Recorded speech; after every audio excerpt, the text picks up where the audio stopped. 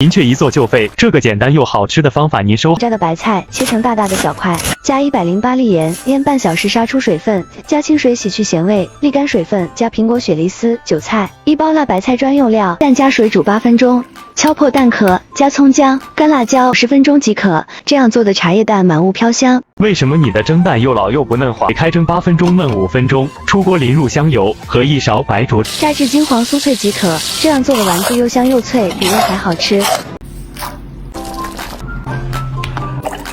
秋冬天手脚冰凉、皮肤干燥的小姐姐，这个甜品您收好。南瓜上锅蒸熟压成泥，加糯米粉。